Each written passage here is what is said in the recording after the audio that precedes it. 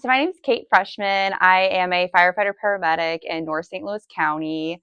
I'm 27 years old. I've been in the field for almost 10 years now. I did not really stumble into this field. I was raised in it. My dad was a firefighter, so I kind of had direct insight onto what this career was like.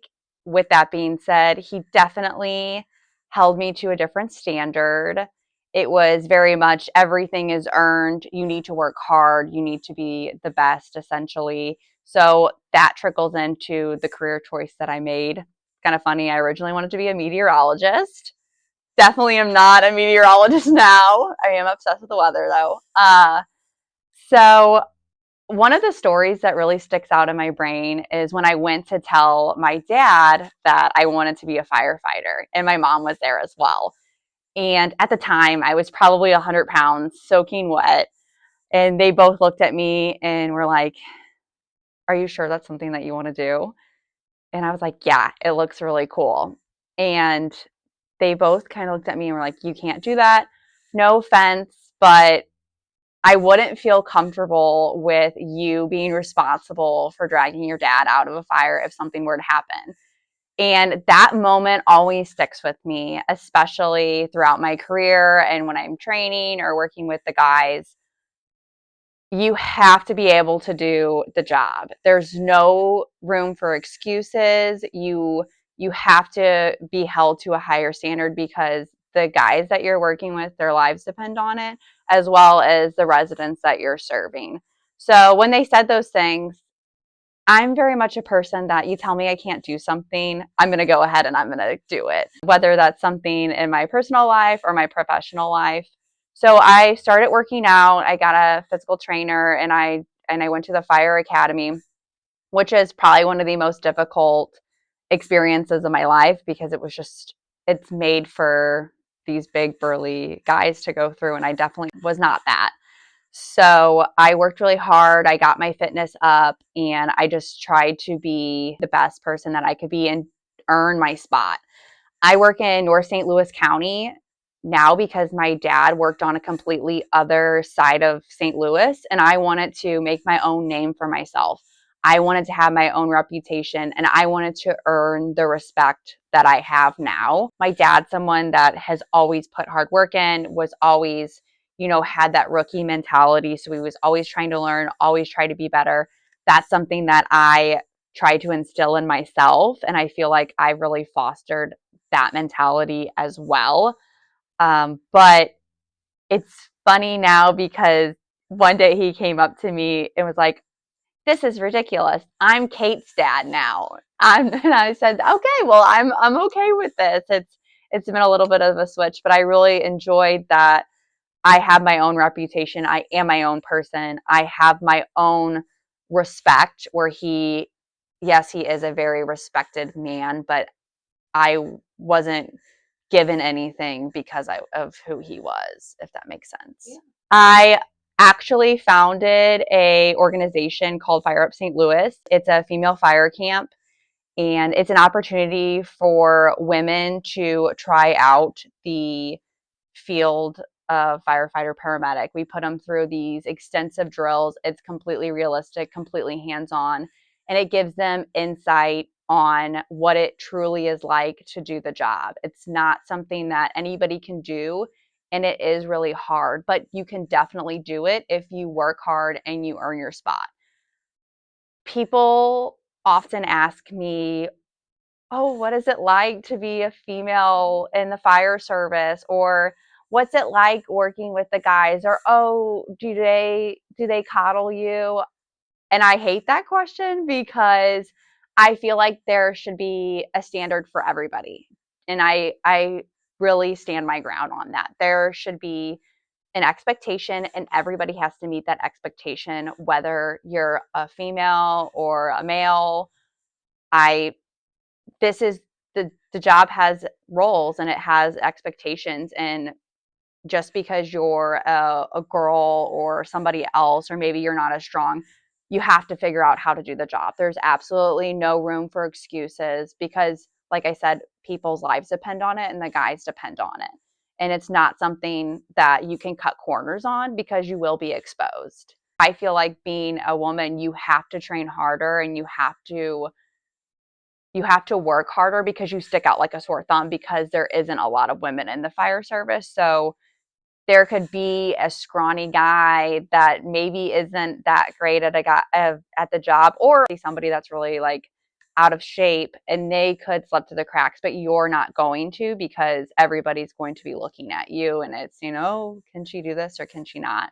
I would say the hardest part about my job was definitely getting started on things because you have to get comfortable being really uncomfortable and figuring out how you're going to do it and how you're going to make it work for you. I'm built completely different than the majority of the men that I work with. They have upper body strength and all my strength's in my lower body. So it took me a lot of vulnerable moments and a lot of hard work and a lot of extra training to be able to do my job in a way that was comfortable for me to do, and just, hey, let me figure this out, let me put the work in, let me get through this and really figure out what's going to work for me so that way I can again meet that standard and be able to do my job, which I love now. That it's so fun for some people that instructed me when I was in the fire academy. I used to hate throwing ladders. I was super awkward. And I was just like about ready to have this mental breakdown. And he's like, look, you have to do this. This is a part of the job. We're going to figure this out. We're going to do it together. And now one of my favorite things to do was ladders because whatever I really struggle at, I try to make it my hobby so I can become good at it. And so I remember we were on a fire and he was like, look at you. You're carrying a ladder by yourself. And I'm like, yep. Like it was just a big, you have those big growing moments. But my recommendation to anybody getting into the fire service, I'm always like, whatever you hate doing or whatever you suck at, make it your hobby. And then there's no issues. Like I used to work on a ladder truck, and one of my first days, I'm like, this is so hard to carry a tool, to climb the ladder, have your tank on. Your gear with a tank on is like 75 extra pounds. So you're getting used to having that. And then you have a tool, which could add 20 to 30 pounds on you. And then you're climbing this ladder, and you go back to those growing moments where you're like, this is so hard and I'm figuring this out. And then you go on scene a year later and you're like, okay, this is easy. I'm doing this effortlessly. So those are always great moments for me, but it's just shows how much work you do put in. And when you put the work in, like how far you've come, it's a big accomplishment, but there's always something that you could be working on. My grandma was always super conservative and very patriotic. And a lot of the values that Whiskey Dickerson shows and displays are a lot of the core values that she instilled in me. And I love it. All my family is first responders, and then my brother was a Marine, and it's it's who my family is. It's who I am. It's a lot of the things that are important to me, and it just goes back to that patriotism and working hard and earning your place. So the picture behind me, that's actually my first car fire. It's actually a really funny story, which is why I think that I had it. It was my first rotation at a fire district that I used to work for, my first day on the truck.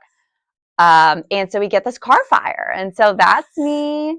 And I used to work for St. Louis City. And the place that I worked for, it was bordering St. Louis City. So we pulled up with all the guys that I used to work for, all the guys I used to work with, and then all the guys that I work with now. And they're like, "Oh, it's Kate! Oh my gosh, it's her first car fire!" So they let us take the lead, which is not how it goes in real life. Whoever shows up, everybody's very territorial over who gets the hose line, who's going in first. Like it's a race. So it was fun that they're like, "Oh, Kate, you can do it." So that's me fighting my first car fire. But it's also how I got my first nickname ever in the fire service, which was Fresh Seams, which is obviously a play on my last name.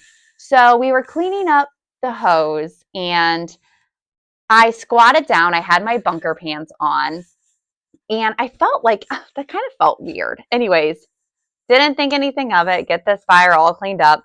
Go back to the engine house and I go to take my bunker pants off and I bend down and I feel a draft and I'm like, oh my gosh. And I pulled my bunker pants up and I looked to my battalion chief at the time who barely knows me because it's my first rotation. And I look at him, I go, I ripped my pants. And he goes, oh.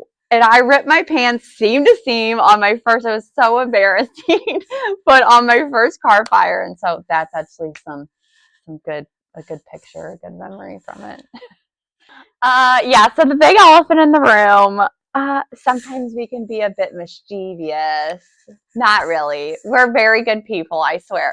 So that's, I kind of have maybe stolen, I've worked a couple places and I've maybe acquired some different street signs, but this, hopefully the Fullerton or the street department doesn't see this because I may have acquired that one.